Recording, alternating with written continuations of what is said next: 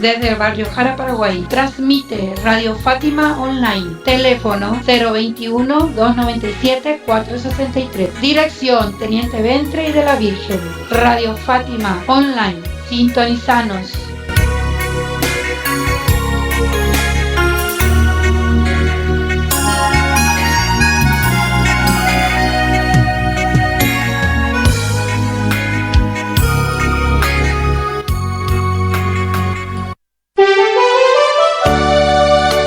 Acompáñanos con el rezo del Santo Rosario los días lunes y martes a las 18:30 horas, miércoles y jueves 18 horas, viernes 18:30, sábados 18 horas y domingo 8 horas. Radio Fátima, escucha y vive. Que una madre no se cansa de esperar.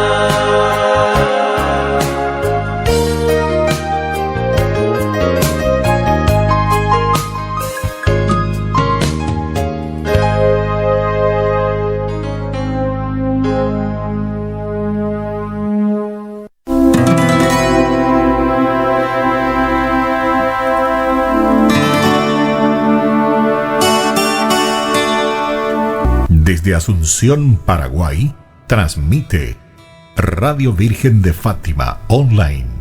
Escucha y vive.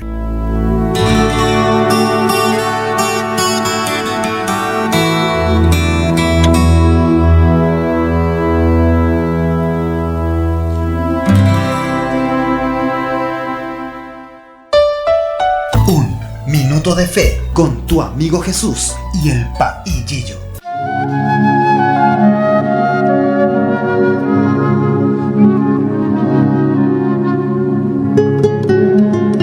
Cuando uno lee con fe la palabra de Dios, entra en el corazón de esa palabra que lee, porque la revelación divina no consiste en dar a conocer un relato sobre la realidad simplemente, sino en una participación que solo alcanza aquel quien cree. Si yo leo el Evangelio y me encuentro con el relato del nacimiento de Jesús, no lo tomaré como una simple noticia o una información de datos. Con la fe, yo mismo entro en ese misterio, formo parte y participo del nacimiento de Jesús. Eso que leo se hace realidad dentro de mí. Jesús nace en mí. El Hijo de Dios entra en mi vida y me salva. Oración. Creo, Señor, pero aumenta mi poca fe. Creo, Señor, pero aumenta mi poca fe.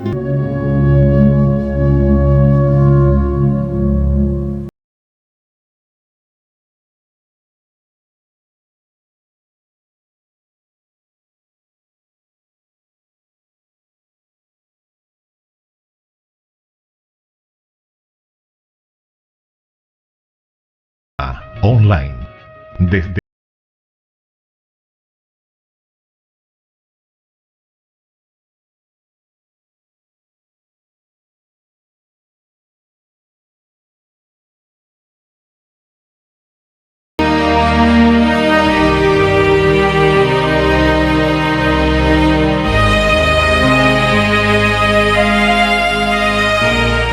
La palabra de Dios es viva y eficaz, más penetrante que espada de doble filo.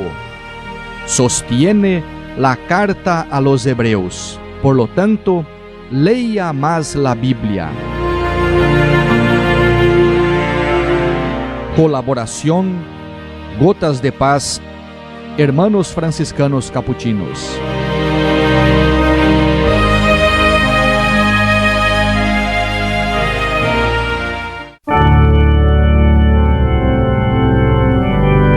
Radio Virgen de Fátima Online.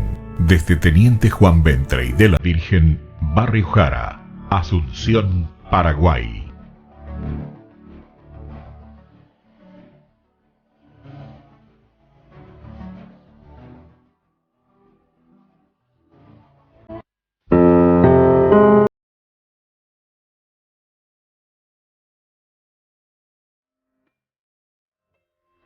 Dice el maestro, si hay que tomar una decisión, es mejor seguir adelante y atenerse a las consecuencias. No sabrás de antemano cuáles serán esas consecuencias. Las artes adivinatorias fueron hechas para aconsejar al hombre y no para predecir el futuro. Son excelentes consejeras, pero pésimas profetizas. Di la oración que Jesús nos enseñó. Hágase tu voluntad. Cuando esa voluntad supone un problema, trae consigo una solución. Si las artes adivinatorias predijesen el futuro, todos los adivinos serían ricos, felices y estarían casados.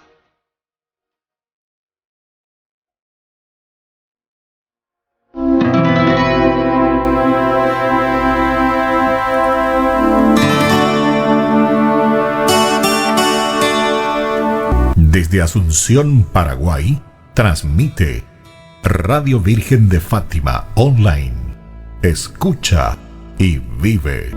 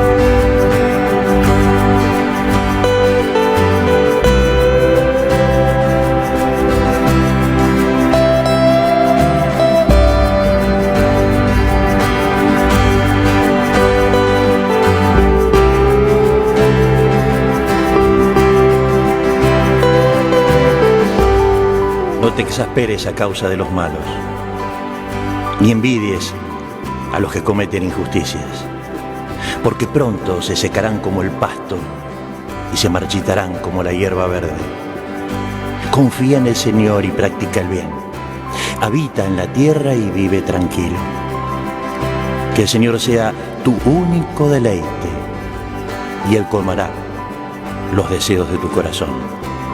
Encomienda tu suerte al Señor, confía en Él y Él hará su obra. Hará brillar tu justicia como el sol y tu derecho como la luz del mediodía. Descansa en el Señor y espera en Él. No te exasperes por el hombre que triunfa, ni por el que se vale de la astucia para derribar al pobre y al humilde. Domina tu enojo, reprime tu ira. No te exasperes, no sea que obres mal, porque los malos serán aniquilados y los que esperan al Señor poseerán la tierra. El Señor se preocupa de los buenos y su herencia permanecerá para siempre. No desfallecerán en los momentos de penuria y en tiempos de hambre quedarán saciados. El malo pide prestado y no devuelve, el justo en cambio da con generosidad. El Señor asegura los pasos del hombre en cuyo camino se complace. Aunque caiga, no quedará postrado, porque el Señor lo lleva de la mano. Yo fui joven, ahora viejo, y nunca vi a un justo abandonado, ni a sus hijos mendigando el pan. Él presta siempre con generosidad, y su descendencia será bendecida. Aléjate del mal, practica el bien, y siempre tendrás una morada, porque el Señor ama la justicia y nunca abandona a sus fieles. Los justos poseerán la tierra y habitarán en ella para siempre. La boca del justo expresa sabiduría, y su lengua dice lo que es recto. La ley de Dios está en su corazón y sus pasos no vacilan.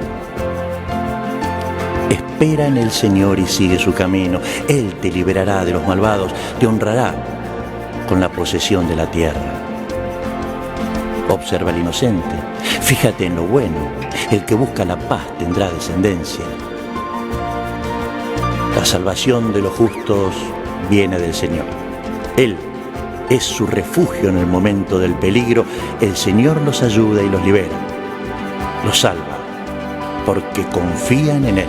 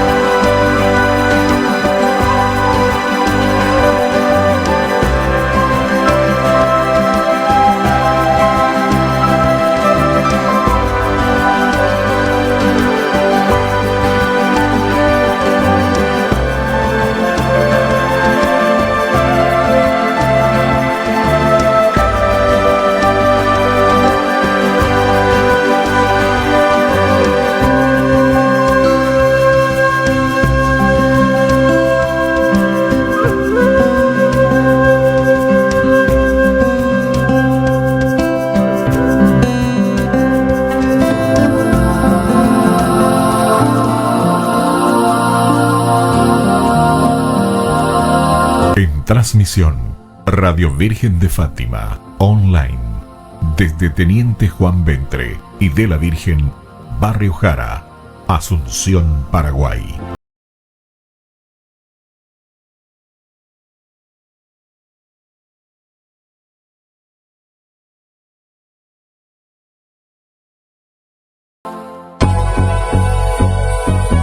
Tremendos momentos. Esas tardes en que solo querés completar tu éxtasis con hits. Estás en la frecuencia correcta.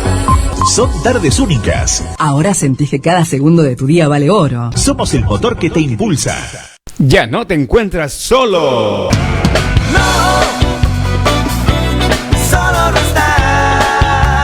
En tu receptor, la Supernova Radio Católica, acompañándote. Compartamos juntos la buena nueva. Fátima.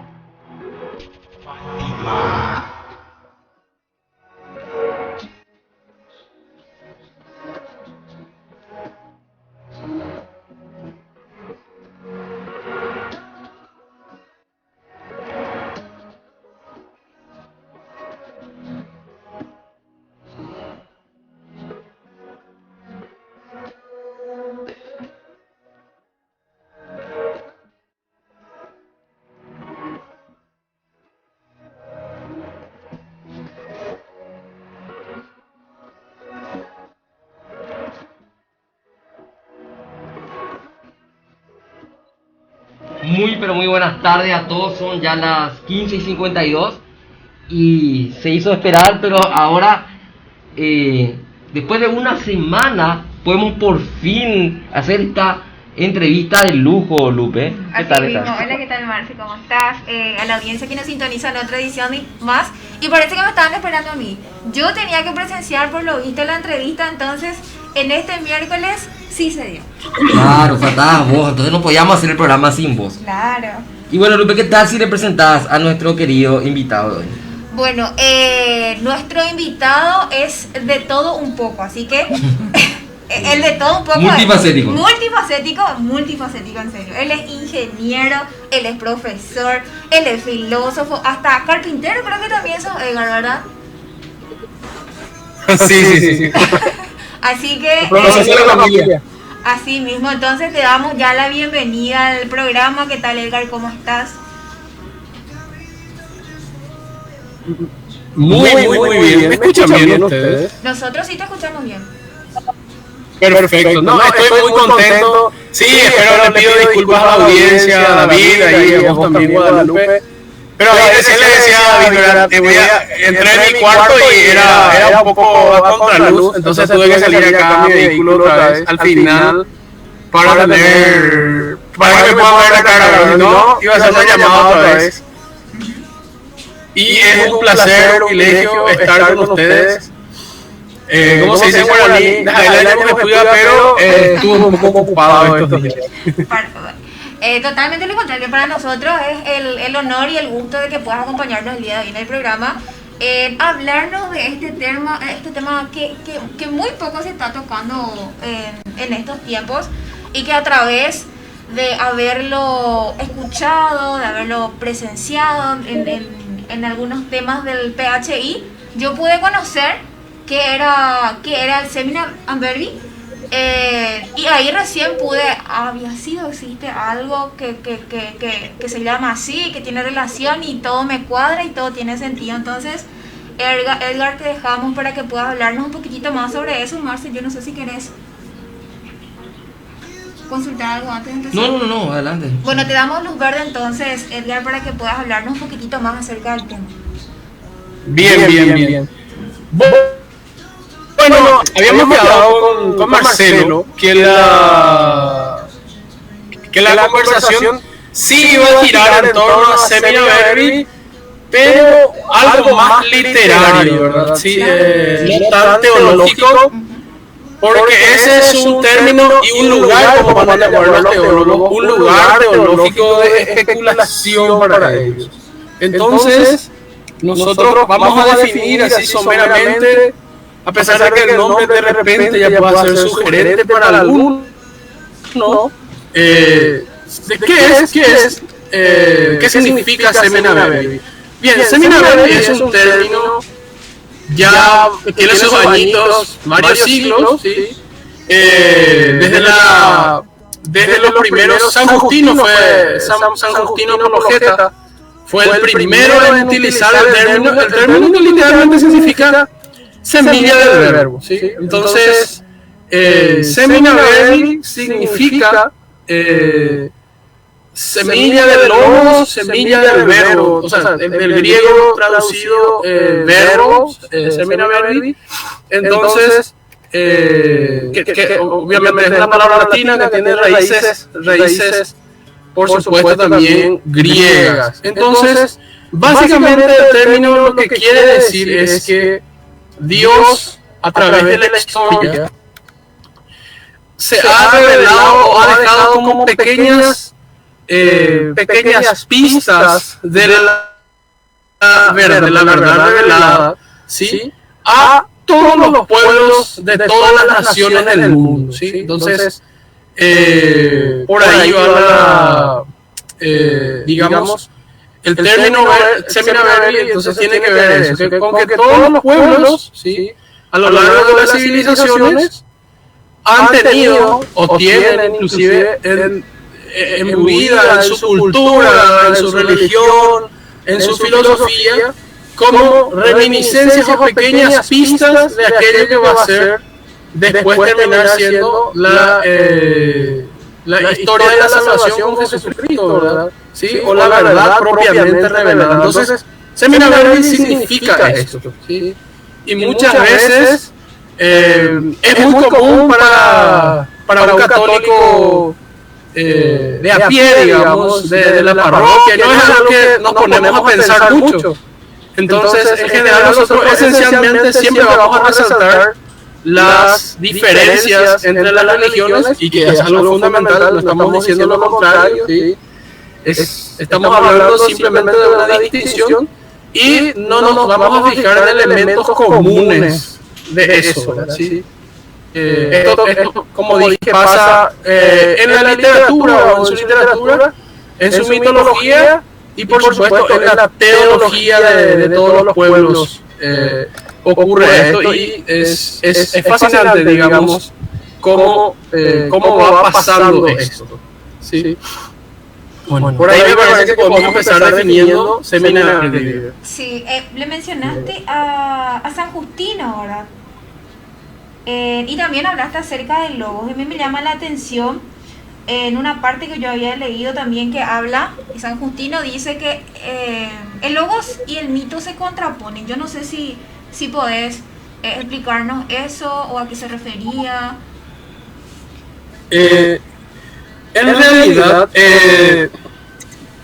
sí, en cierto modo, esto es un poco complejo, pero en cierto modo se contraponen, pero el mito es un modo de revelar la verdad de un modo magnánimo. O sea, no es simplemente belleza poética, sino realmente uno es capaz de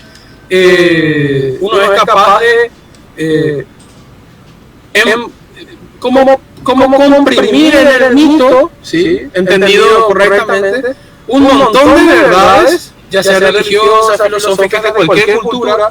En este caso, como dijimos, siempre va a haber una reminiscencia de la verdad. Y en este sentido, yo creería que San Justino se está refiriendo al mito como una mentira, ¿sí? Porque el mito, obviamente, como va a decir Tolkien, lo que ocurre en la historia de salvación es que es un mito, pero verdadero, ¿sí? Y entonces él tiene un libro, un ensayo sobre cuentos de hadas, donde él va contando esto justamente, que de repente puede ser un poco chocante para nosotros, pero fundamentalmente nos sirve a nosotros para comprender eso, porque el hombre es un ser profundamente simbólico que entiende mejor las verdades a través del símbolo, ¿sí? Por ejemplo, la gente usualmente va a pensar que el libro del Génesis es un cuento, ¿sí? Es muy probable que inclusive mucha gente muy bien formada en bioética, en muchas otras áreas, ¿sí?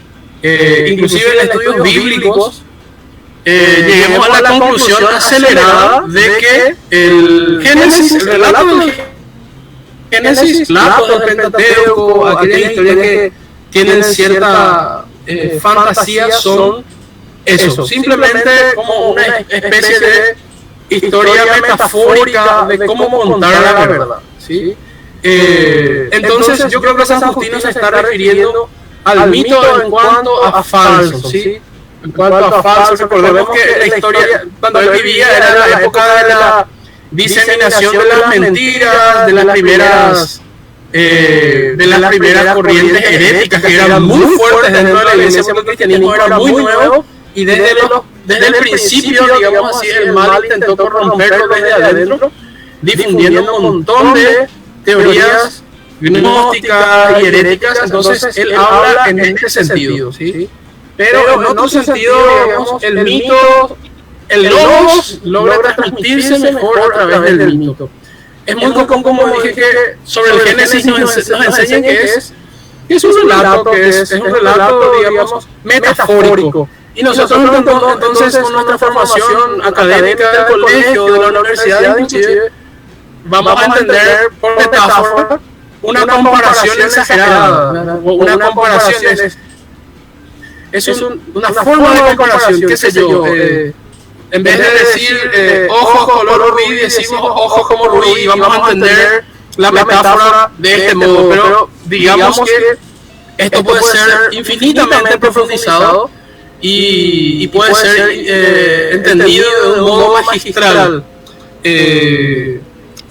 Bien, por ejemplo, los días del Génesis, o el agua, o los árboles, o el árbol, tienen un montón de cargas simbólicas que significan algo.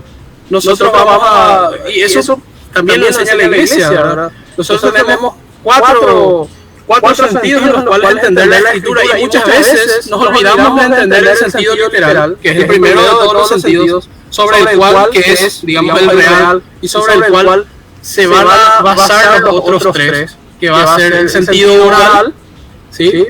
El sentido analógico y el sentido analógico o simbólico, ¿sí? Entonces, todos estos tres, esto está en el catecismo, no recuerdo en qué cuestión, nos va a servir para meditar esto, ¿verdad? Entonces, de repente alguien estudia Biblia o estudia religión y va a pensar que algún punto de la religión o algún punto del relato es simplemente una fantasía, como si Dios simplemente nos quisiese contar un cuentito ahí para que nos detengamos. Sin embargo, tiene profunda carga simbólica esto, ¿verdad? No sé si, creo que me encanta este tema, así que me estoy lleno de mambo ahí. Entonces, ustedes me atacan nomás ahí, Guadalupe. Sí, se entiende esa distinción de mito que hace mención a ciertas falsedades. y mito como una herramienta para poder transmitir ciertas cosas, ciertos relatos. Sí. Bien, entonces, esto es muy importante. Y, por ejemplo, les voy a dar un ejemplo, digamos, de Semina Verbi. En realidad los teóricos van a decir que Dios va revelando, como les dije al principio, y esa es la versión oficial, digamos, ¿sí? Que Dios fue revelando, dando pequeñas perlitas a todos los pueblos, ¿sí? O pequeñas cápsulas de esa verdad revelada. Sin embargo, yo particularmente en esto, como obviamente, como les dije, no veo al Génesis solamente como un relato metafórico, literal, ¿verdad? Y hay muchos teóricos que son capaces de sostener eso. De esto podemos hablar un rato, desde el Intelligent Design hasta autores como Antonio Cruz, que van a definir esto desde la historia, desde la genética, desde la paleontología, ¿sí? Generalmente el evolucionismo va a ser el que va a llevarnos fuertemente a dudar a nosotros de la historicidad y de la verdad, digamos así, en este sentido del Génesis. Pero pensar en el Génesis o en el jardín del Edén, que es un jardín realmente donde era una tierra sin mal, ¿sí? Una tierra sin mal, donde no podían morir con los dones preternaturales. Adán y Eva no podían morir, ¿sí? Usando un poquito el Génesis. Y vos podés recorrer todas las culturas a lo largo del mundo, y aquí los guaraníes, por ejemplo, sabían que existía un Huihuaranelego, ¿sí? Que estaba hacia el oriente, que no era el cielo, que era una tierra sin mal. Sí. En Inglaterra, ¿sí? Los nativos de Inglaterra creían en los campos de Avalon, ¿sí? Los campos de Avalon, que eran una tierra con manzanas, fíjate, o con frutos sagrados, ¿sí? Que estaba también ubicada hacia donde nace el sol, ¿sí? Y así poder recorrer. Los griegos creían también en una versión un poco diferente, por supuesto, en los campos elíseos, ¿sí? Que era una tierra donde los hombres no sufrían, ¿sí? Entonces, así podés fijar que en todas las culturas, los aztecas también tenían, ya no recuerdo el nombre de esta tierra, o sea, todos los pueblos creían en el mundo de los muertos, ¿sí? Todos los pueblos, casi todos los pueblos creían también obviamente en esa existencia en otro plano de los dioses, etcétera. Como dije, particularmente a mí lo que me parece es, creyendo en el Génesis, es que Dios, como muestra en el relato, al principio se reveló, y en ese otro relato que es complementario a este y que explica todo, y hace poco tuve un viaje y viajaba en el avión y meditaba esto. Esto es muy importante porque decía que nosotros lográbamos tomar el cielo, pero con la técnica equivocada. Nosotros llegamos al cielo, inclusive a las estrellas, pero con la técnica. Entonces es como que el cielo simbólicamente corre de nosotros, ¿sí? Se va a otro plano, ¿verdad? Porque es lo que hizo el avión, lo que hizo el cohete fue una continuación de la Torre de Babel. Recordemos que en la Torre de Babel el hombre quiere llegar a Dios, y Dios entonces confunde al hombre con las lenguas. Y una lengua es un elemento cultural muy importante que divide a los pueblos. Entonces, desde mi muy esta opinión, esta integralidad de la revelación primigenia se fue dividiendo y repartiendo en las culturas después de la Torre de Babel. Por eso es que los pueblos van recordando en su mitología algunos episodios de esto, ¿verdad? Esa es mi visión particular de eso, ¿verdad? Nada de... O sea, por eso hay tanta coincidencia, ¿verdad? Y por eso hay como un hilo conductor común en todas las culturas, a pesar de las diametrales diferencias. ¿Sí? Sobre el tema Semina Verbi, hay un video que hace el padre Javier Olivera Rabasi en su Historia de la Iglesia, en el que explica y cita el ejemplo del río Meandro, que es un río que está en la actual Turquía, para los que no conocen, supongo que vos sí lo conoces, Edgar. Sí. Tiene una pequeña corriente de agua pura y es un río muy caudaloso y muy oscuro, pero esa pequeña corriente significa simboliza esa semilla de la verdad que se encontraba presente en estos pueblos. Y citaste lo de la Torre de Babel. Entonces, de que una vez también vi una entrevista que le hace a la mamá de la hermana Sagese y el padre Víctor Sequeiros, y que ella explica de que en los griegos encontramos no solamente un semina verbi en lo que respecta a la filosofía griega, en la búsqueda de lo que podía buscar en el primer motor inmóvil Aristóteles o Platón, en el mundo ideal, el mundo de la idea como una semejanza capaz del cielo, no solamente en la filosofía sino en el mitos. Y hace un recorrido desde la teogonía como y todas las semejanzas que llega sobre el Génesis. Vos también creo que citaste en uno de las sesiones del PHI el ejemplo de creo que hay un árbol y todo esto en la mitología nórdica, escandinava, germánica, algo así, ¿verdad? Esto de Thor, Odín, etcétera. Bueno, Odín también tiene mucha semejanza con Zeus. Y va pasando, sí. Este programa se dedica a hablar de los héroes. Y cita así los héroes principales de la mitología griega, de la literatura griega. Y en cada uno va citando ejemplos de la vida de Jesucristo. No sé si llegaste a ver o no, pero me pareció espectacular. Y otra cosa que dice ella del mito es que se entiende al mito como una historia de fantasía, una explicación popular para explicar lo que no se entiende y se puede explicar a través de la ciencia.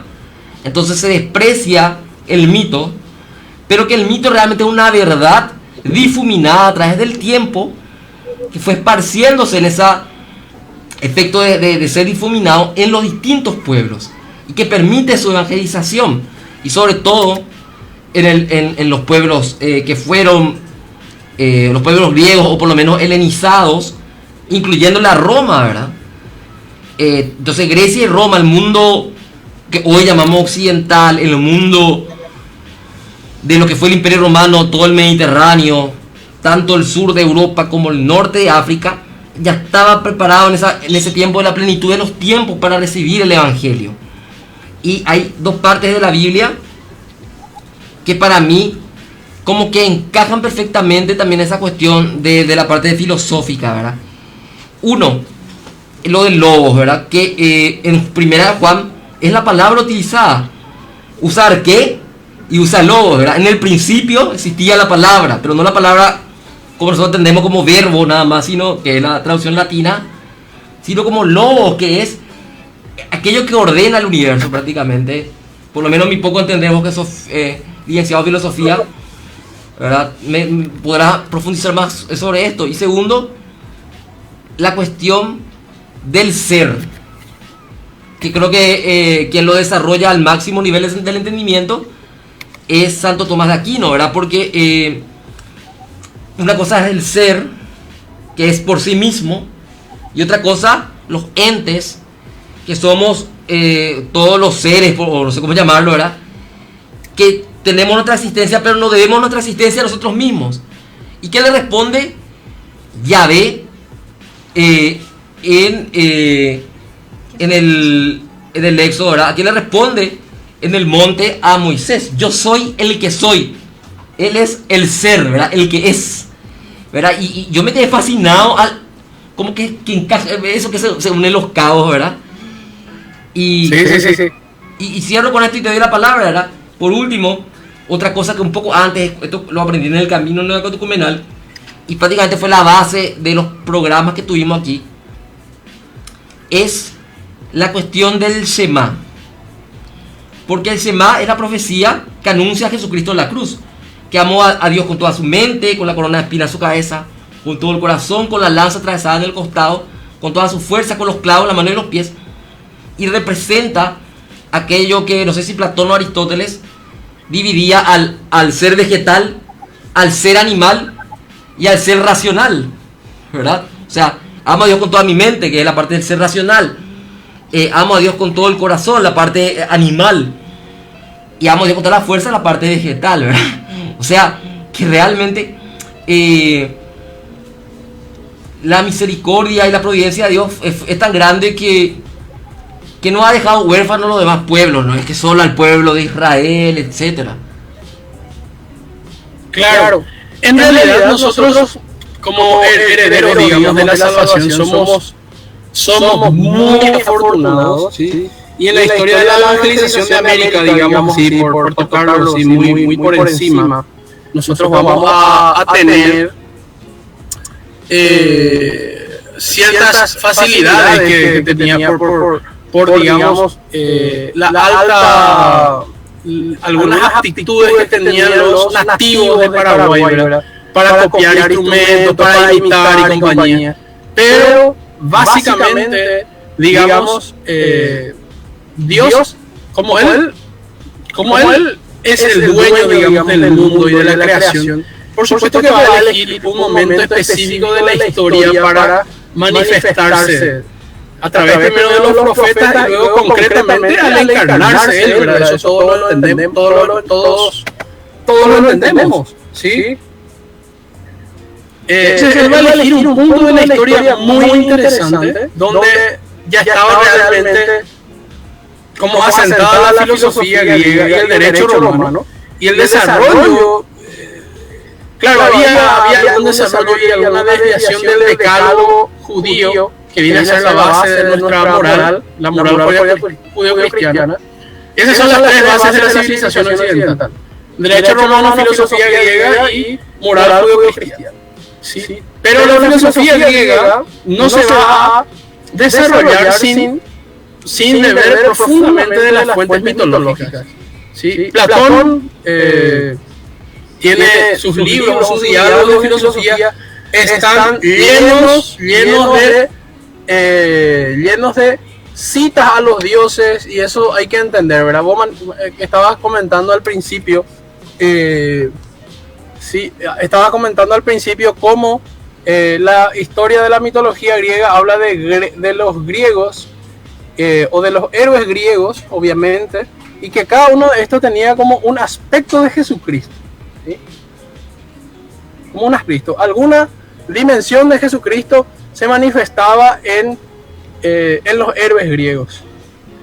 De repente, por lo menos es la broma que a mí siempre me hacen, ¿verdad? Que yo soy ya de la religión pagana, de cierto modo, ¿verdad? Porque a mí me encantan los mitos, porque me ayuda justamente a entender mejor la revelación. Pero te voy a dar un solo ejemplo que es bellísimo, que es la historia de Hércules, que yo creo que todos conocen en Occidente, porque por lo menos se llevó a Hollywood, hay series, hay películas. Entonces, Hércules, hijo de Zeus, soberano del monte Olimpo y soberano de todos los dioses.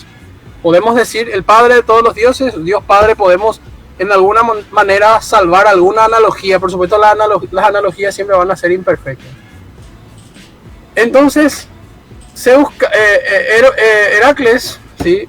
Víctima de la digamos, de la furia o de la maldad de Hera, cae en desgracia, ¿sí? Y en el mito él atenta contra toda su familia, liquida a toda su familia. Entonces él queda consternado y literalmente lo que la literalidad cae en desgracia, ¿sí? Sale de la gracia de Dios, ¿sí? Sale de la gracia de Dios. Entonces esto es fantástico, porque para que él recupere su gracia, él tiene que, se le encargan 10 trabajos al principio, después terminan siendo 12, ¿sí?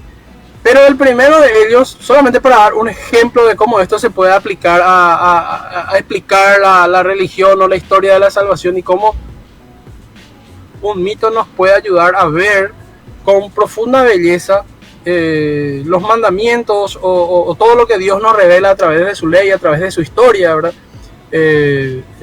Porque él usa también de la belleza y de las artes para enseñarnos cosas y para conducirnos a la verdad.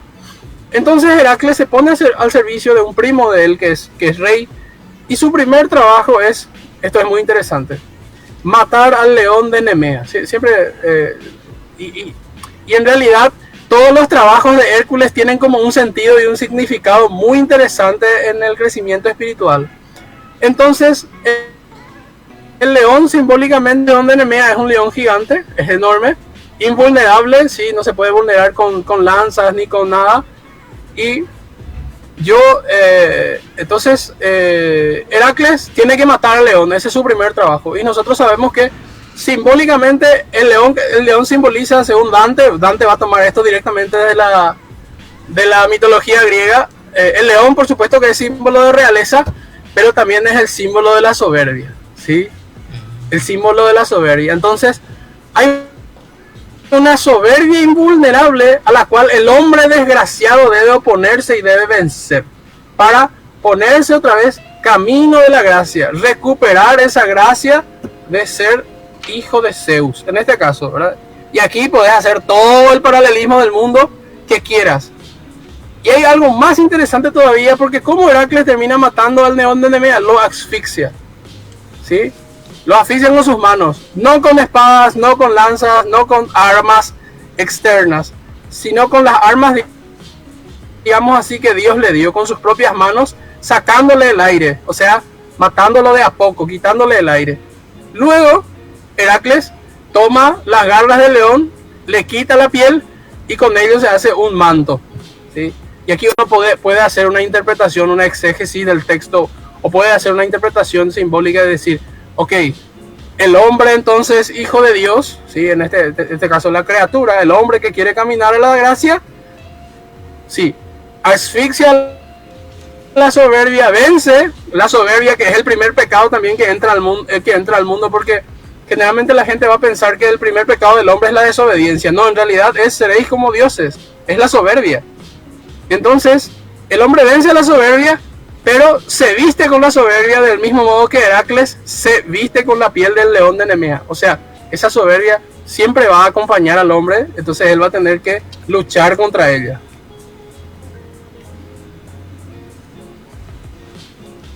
Yo quería preguntarte, Edgar, a medida que vos nos vas comentando también acerca de ciertos elementos que nos van revelando la verdad, y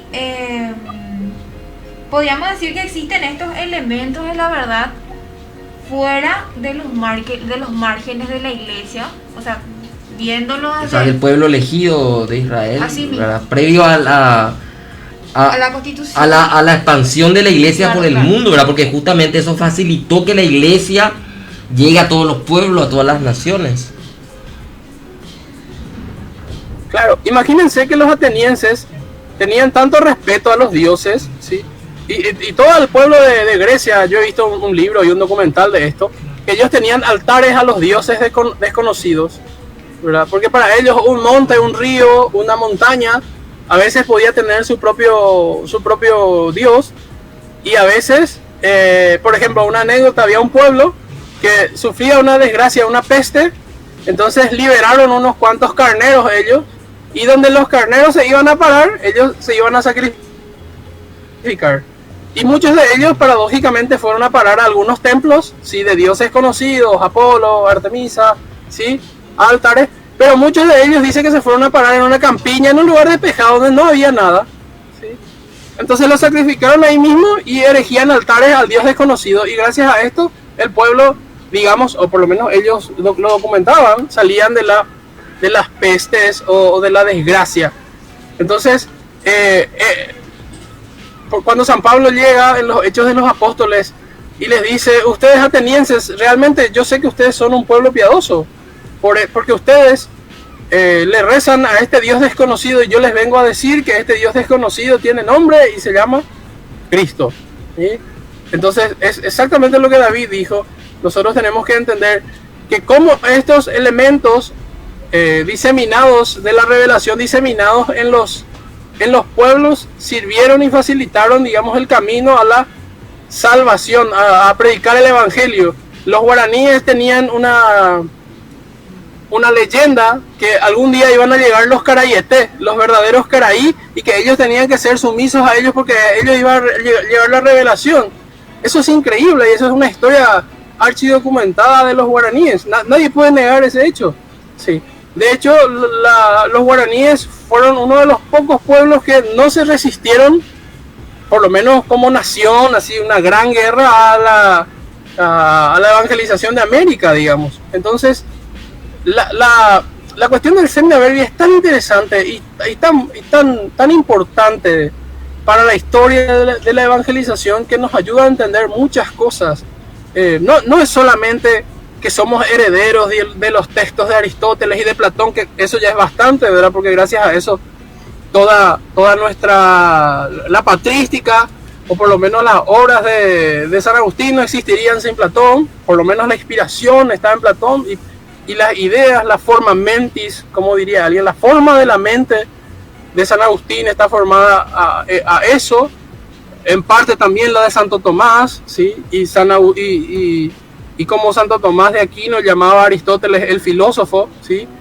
Porque él llega a intuir con ese grado sumo todas estas cosas que nosotros vamos a entender. Aristóteles lo único que nos va a decir es que el nombre del Dios, que es uno y trino, después él llega a la conclusión de que es único, de que tiene que ser espiritual, tiene que ser necesario y tiene que ser inmutable. Todas estas cosas están en la filosofía, y entonces nosotros tenemos inclusive elementos de paganos, por así decirlo. De repente alguien te puede pero las procesiones a los dioses o a los templos eran cosas paganas, sí, es cierto, pero yo estoy tomando algo que ya tenía una inspiración de rendir culto a Dios o a los dioses, sí, pero yo ahora lo estoy haciendo al Dios verdadero, luz de luz, ¿verdad? Como manifiesta el Evangelio de San Juan, ¿verdad? Que ustedes mencionaron ahí. Entonces, no hay problema con que haya cosas del paganismo o de otras culturas, si esto se orienta hacia la verdad, ¿sí? Se orienta, y tengo el magisterio de la Iglesia, y tengo el marco de todo lo que dijo la Iglesia para interpretar estas cosas, ¿sí? Y hay muchísimos ejemplos. La tradición del árbol de Navidad, cómo llega hasta nosotros, ¿sí? Y un montón de elementos que nosotros los tenemos incorporados en nuestra cultura católica, ¿sí? Que son profundamente, o sea, podemos rastrear su origen en el paganismo, pero eso no hay problema. Hoy en día eso 100% está, ¿cómo dirían esto es un término ratificado, no ratificado, un abogado diría esto, está avisado, digamos así, por la verdad revelada, y está plenamente purificado para que podamos rendirle culto a Dios a través de eso. Sí. Hay un aspecto que está muy de moda, usado por los ateos, ¿verdad? En querer atacar la narración bíblica, sobre todo la historia de Jesús, comparándolo con el Sol Invictus, en la cuestión del 25 de diciembre, del solsticio de invierno. Aquí es verano, pero allá es invierno en el hemisferio norte. La cuestión de la astrología, ¿verdad? Y los símbolos del zodiaco representando las 12 constelaciones, que son el recorrido del sol, esa cuestión numérica en comparación con los 12 apóstoles. La cruz del sur, bueno, no sé si se ve en Europa, pero supongo que hacia Egipto sí, capaz ya se vea. La cruz del sur, que es el símbolo también, ¿verdad? De la cruz, que es donde muere Jesucristo. Las tres Marías dirigiéndose a Sirio, símbolo a los, no sé, los tres reyes magos, creo que lo utilizan. También la cuestión de la constelación de Virgo, para anunciar que nacerá de una virgen el Mesías, el Salvador. Y todas estas cosas que, no sé, desde mi punto de vista te diría, para mí hasta las estrellas son profecías que anunciaban la venida de Jesucristo, ¿verdad? O sea, no hay nada, no creo que se puedan atrever a negar un hecho histórico como la existencia de Jesucristo, y no como los nuevos teólogos que tenemos por ahí que dicen de que Jesús es uno el bíblico y otro el histórico. O sea, no niegan que Jesús es un personaje histórico que a la vez es el bíblico, pero a su vez unos niegan que Jesús existió, otros sí existió, pero es uno el histórico, otro el bíblico, y así cosas como esta. O sea, comparar con Osiris, no sé qué, y que no sé quién, otro dios de Persia que también resucitó, que otro caminó sobre las aguas y todas estas cosas, ¿verdad? Justamente como que es una contranarración a algo que siempre dijo la iglesia desde San Agustín, San Justino, qué sé yo, que es que Dios ha diseminado esta verdad que ha sido difuminada desde el pecado de Babel, ¿verdad? Creo que Babel era la futura Babilonia, así como Salem, la futura Jerusalén. Bueno, por lo menos eso se dice en la tradición, ¿verdad? Y de que, ¿cómo se dice? Que está muy de moda ahora para atacar al cristianismo, a las religiones en general, y decir que todas son iguales, desde muchos círculos ateos. ¿Qué puedes decirnos al respecto, Edgar? Bien, primero que yo también era, por lo menos agnóstico, entonces yo conozco bien esa vereda. Entonces, en realidad lo que ocurre es justamente a raíz de tener una formación muy académica y muy de calendario, y ya no tener la capacidad de hacer una interpretación, digamos así, del mito, porque el mismo que te va a decir que todas las religiones son iguales, como Richard Dawkins, por ejemplo, que es el ateo más famoso del mundo, ya que estamos hablando de ateos, en su libro El espejismo de Dios, él va a decir, bueno, soy ateo respecto de esta religión. Eso es no entender la conversación, ¿sí? O sea, y no soy yo el único que es capaz de criticarle esa cuestión a Richard Dawkins, que es un peso pesado, digamos así, por lo menos en términos de, no sé si en términos intelectuales, pero sí en términos de divulgación de sus ideas. Es alguien que tiene el micrófono abierto siempre. Bien, entonces, generalmente los ateos no van a entender la expresión simbólica de muchas cosas, ¿sí? Van a caer probablemente siempre caigan en el ateísmo práctico, ¿sí? Entonces va a haber más argumentos que justamente, como nosotros estamos hablando aquí, de todas las coincidencias que existen en la revelación con las culturas o mitos o teologías de otros pueblos.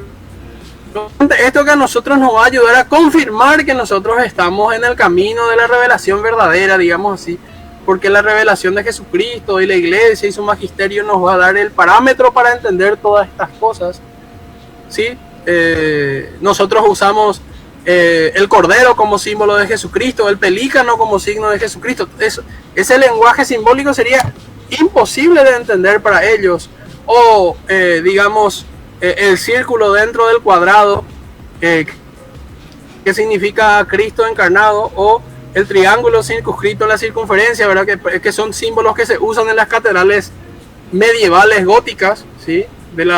Entonces ellos no van a ser incapaces de entender eso, y justamente lo que van a hacer en realidad es van a poner como una especie de gran catálogo, una cosa al lado de la otra, y no una en función de interpretar a la otra, que es el modo correcto de ver esto, ¿sí? Y es eso que vos decís. A pesar de que muchos ateos honestos, ¿sí?, van a llegar a conclusiones correctas, es muy común hoy en día hablar de un Jesús histórico y un Jesús, digamos así, como personaje religioso, profeta, fundador de la religión, ¿sí? Aún así, lo más importante que hizo Jesucristo, ¿sí?, el acto central que hizo Jesucristo en su digamos, en su inserción en la historia del mundo, en su encarnación propiamente, no fueron los milagros, ¿sí? No fue si nació el 25, el 6 de diciembre, eso es bastante discutible.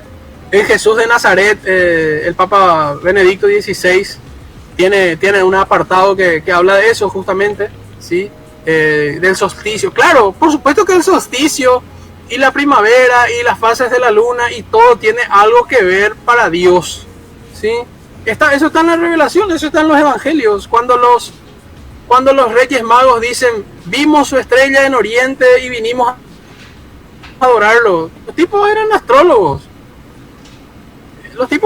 Eran sabios astrólogos. Los Reyes Magos eran astrólogos. O sea, todo esto tiene una profunda, digamos, un profundo significado que sale fuera de la practicidad de este conocimiento pseudocientífico que tenemos, ¿sí? Y va a apuntar a otra interpretación que es necesaria. Va a decir un profesor brasileño muy querido por nosotros, ¿sí? Tal vez uno de los mayores filósofos, Olavo de Carvalho, que no se puede separar a Jesús, justamente respondiendo a tu pregunta, no se puede separar al Jesús histórico del personaje hijo de Dios, porque como dijo Lewis, ¿sí? Eso me va a poner en un trilema, ¿sí? O Dios, o es hijo de Dios, ¿sí? Como él dijo que era, o era un loco o un mentiroso, ¿sí? Es un trilema, el trilema de Lewis, ¿sí? Yo también va a proponer eso, ¿sí? Y nosotros, o sea, o era alguien que bajó y dijo que era el hijo de Dios, está documentado, archidocumentado, o es efectivamente el hijo de Dios, o es un mentiroso, entonces por lo cual no vale la pena seguirlo, no vale la pena todo este acervo cultural, ríos de tinta, esfuerzos filosóficos, teológicos, artísticos. Cruzaron el mar los españoles, ¿verdad? Porque está muy de moda decir que ellos vinieron a saquear, ¿verdad? Pero, se proclamaron guerra, se derramó sangre, murió gente inocente a lo largo de toda la sangre de todos los mártires que regó la tierra. No tendría sentido si Jesús fuese un mentiroso. Y tampoco si fuese un loco, porque sería incoherente. O sea, tenemos realmente que entender, como dice Lewis, a Dios como lo que es, ¿sí? Y a Cristo como lo que es, el Hijo de Dios que se encarnó en el mundo para darnos el regalo más grande, que no eran los milagros, sino era realmente recuperar o darnos esa posibilidad de la filiación divina de nuevo, de poder ver a Dios a través de la redención, que Él la paga con su sangre. No hay otra forma de entender esto, no hay otra forma de un Jesús histórico, porque ese Jesús histórico sería un mentiroso, ¿sí? ¿Cuál sería la diferencia de ese Jesús histórico con el fundador y con esto hablo de una polémica así tremenda, con el fundador de la religión o la secta de los mormones? ¿Cuál es la diferencia? No hay ninguna diferencia. Entonces, o cuál es la diferencia con, no sé, Mahoma o cualquier otro. Aquí no nos podemos poner muy polémicos si queremos, pero me parece que se entiende la idea. Claro. David.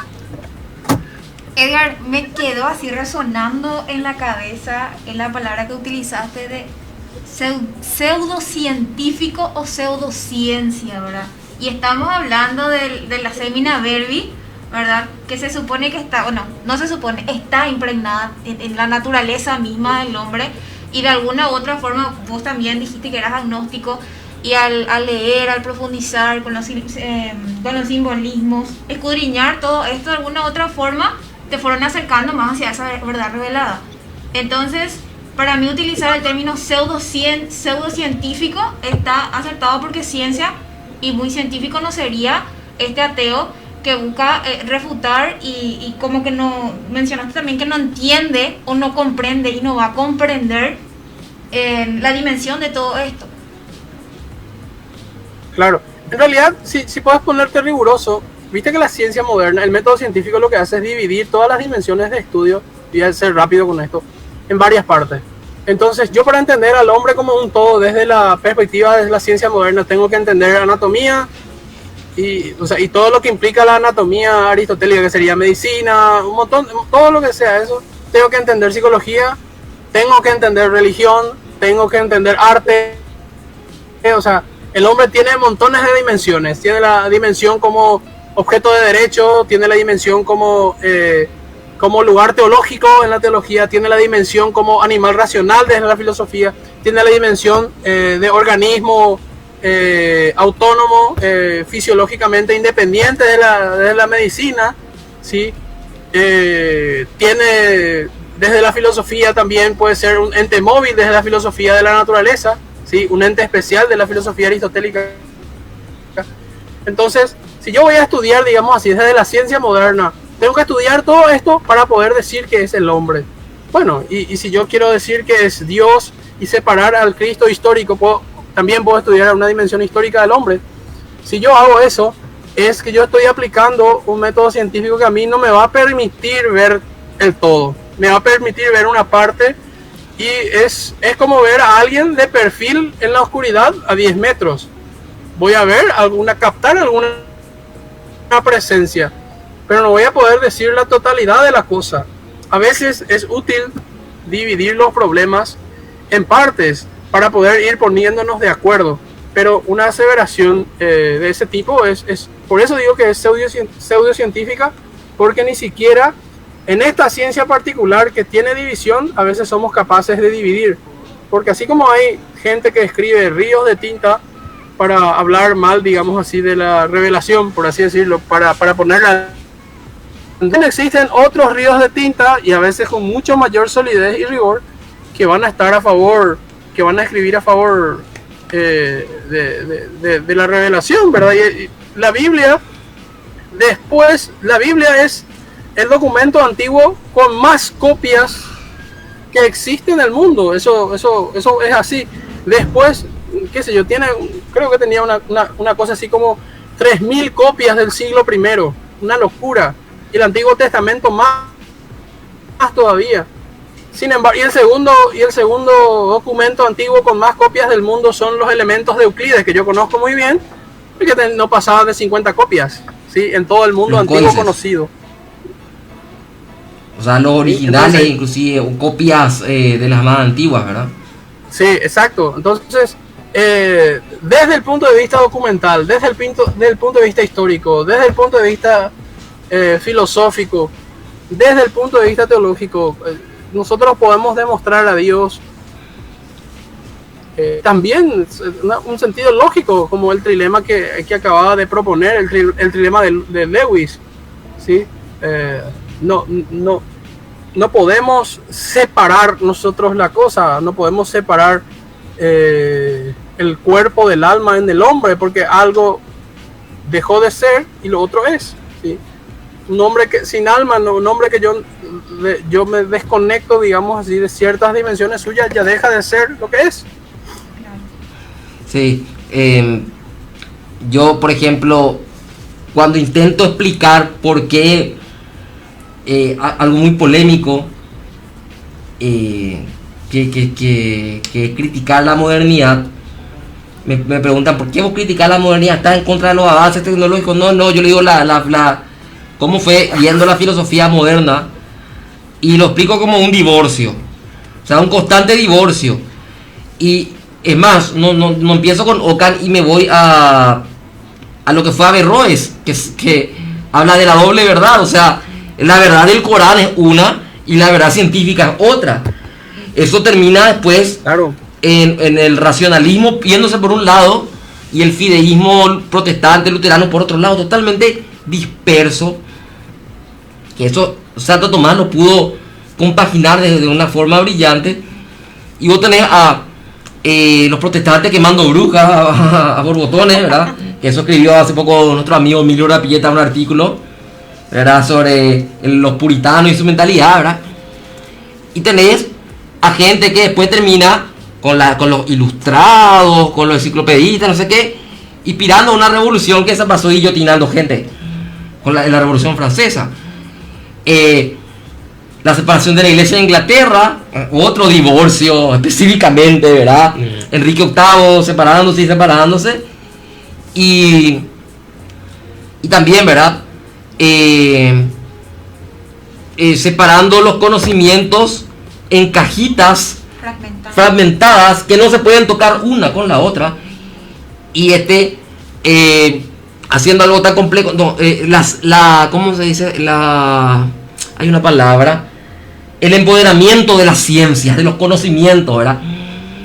Se independizan todito de la filosofía, ¿verdad? Cada una es independiente y no tiene aún más nada que ver con la filosofía, más con otras ciencias, son ciencias afines, capaz que tengan...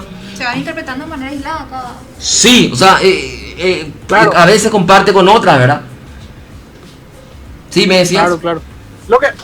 Lo que ocurre es que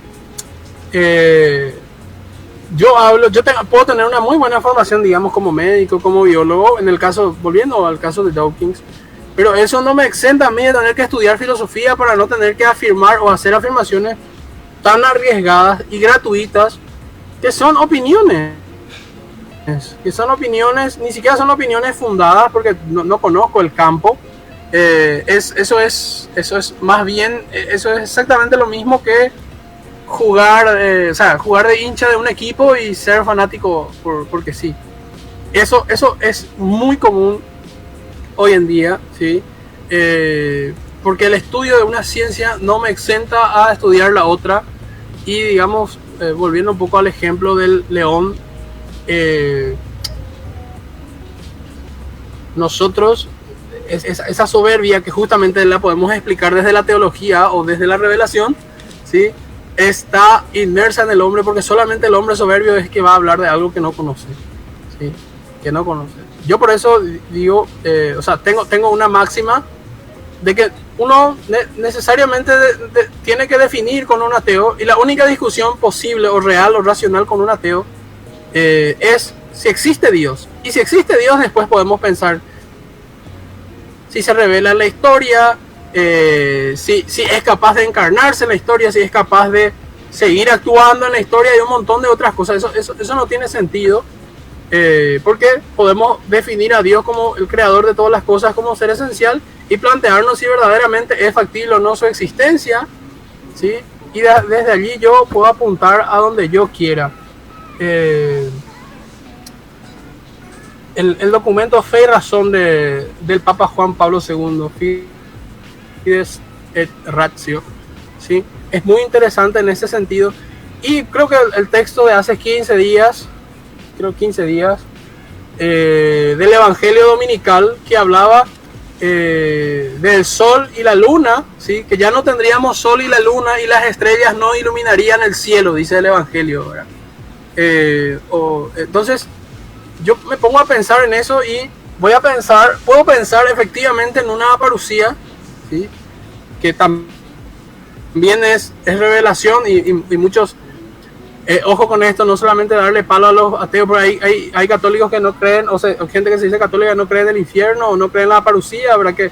Que la rezamos en el credo todos los domingos, es muy interesante, pero podemos hacer este símbolo, y yo lo conversaba esto con el padre Miguel, que yo sé que también ya frecuentó el programa de ustedes alguna vez.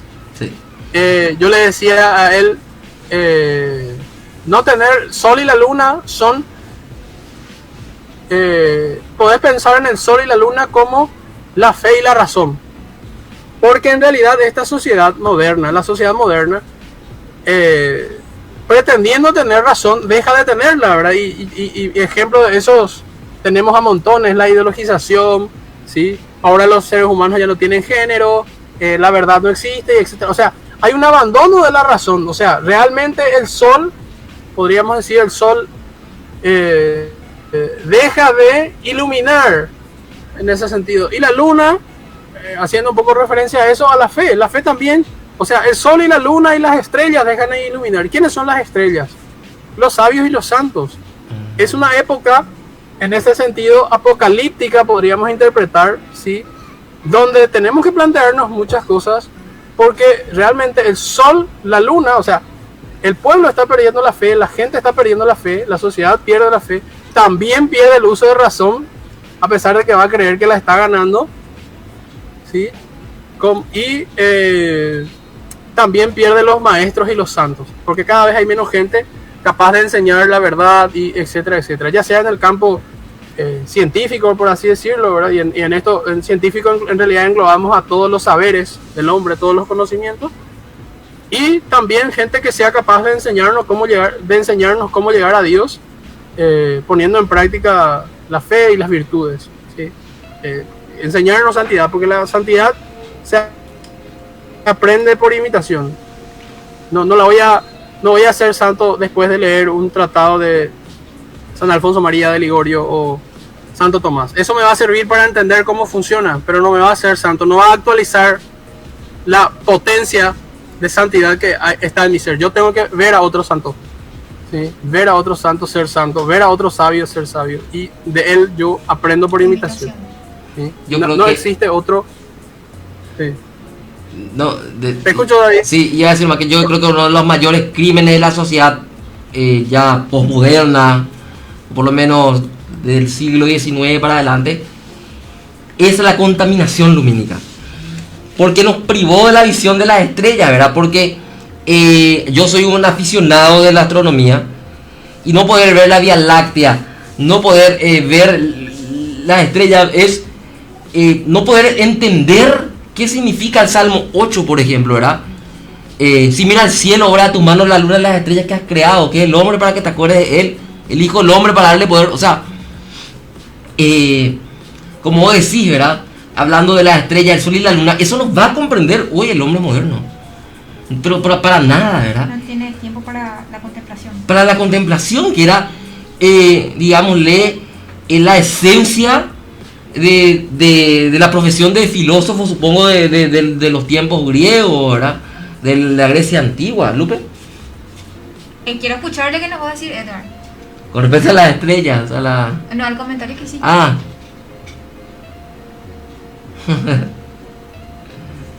¿Qué opinás vos, Edgar? No,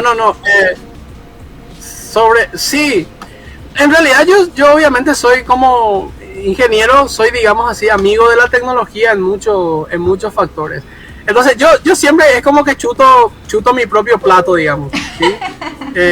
Porque de los filósofos hablo mal, de los filósofos hablo mal, de los ingenieros hablo mal, de los cantantes. Entonces son así áreas donde yo he tenido una tímida incurrencia. Entonces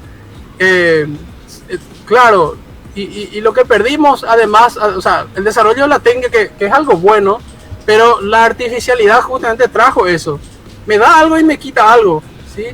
Me da algo y me quita algo, y me saca, y cosas que yo, por ejemplo, yo creo que la gente, y muchos habrán leído el Evangelio y no habrán entendido qué significa que el sol y la luna y las estrellas ya no van a iluminar propiamente. Primero, porque ya no tengo la experiencia real de ver el sol, la luna y las estrellas por las noches, porque lo que veo son lámparas.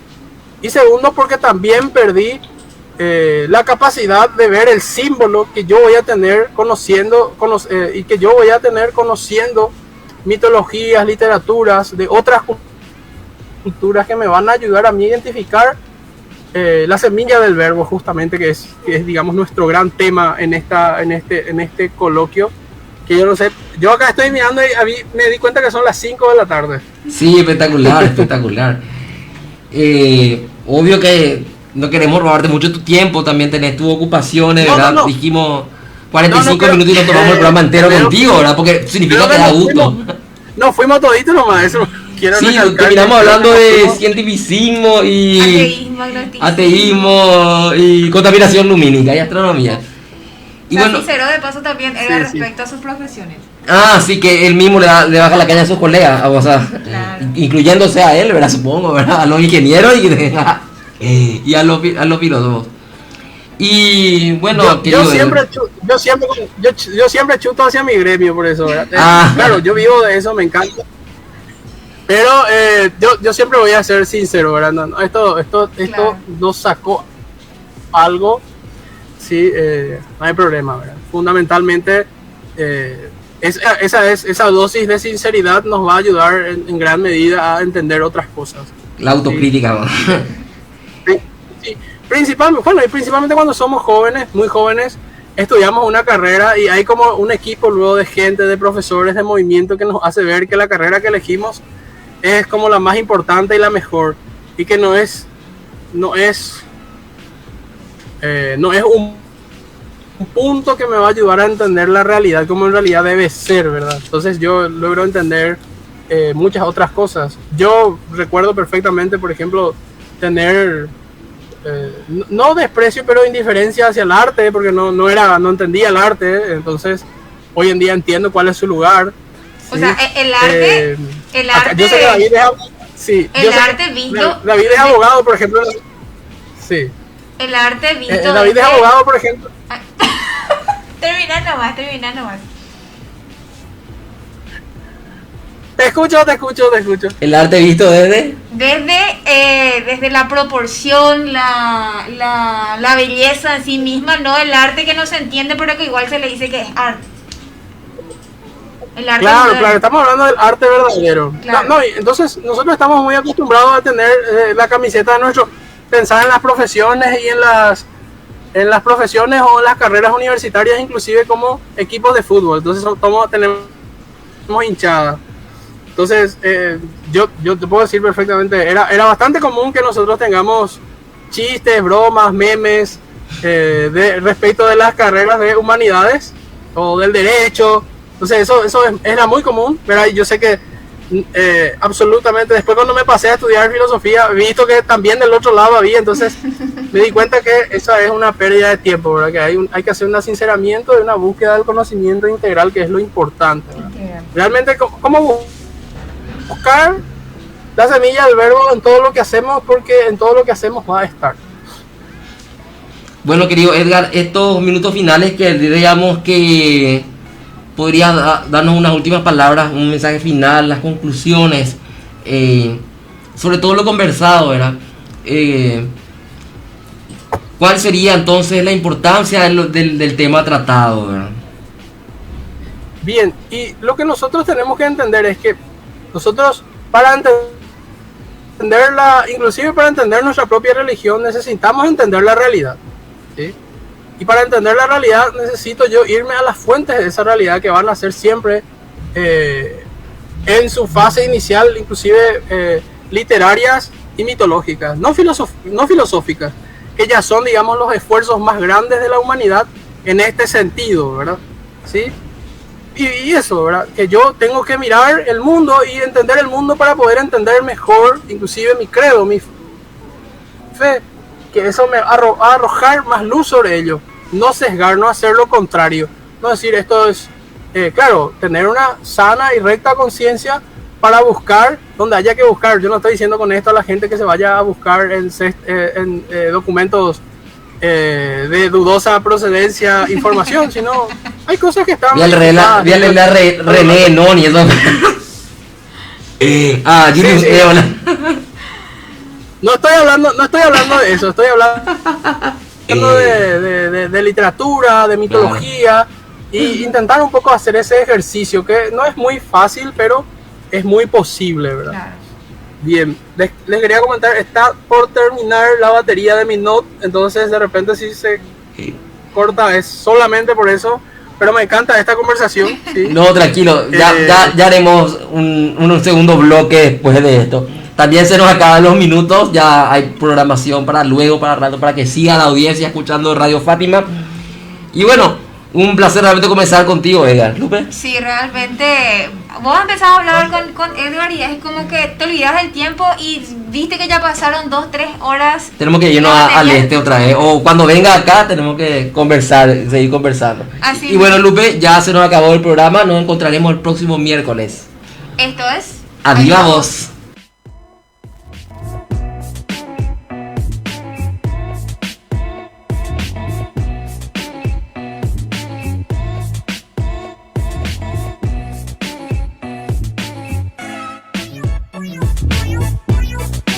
We'll be right back.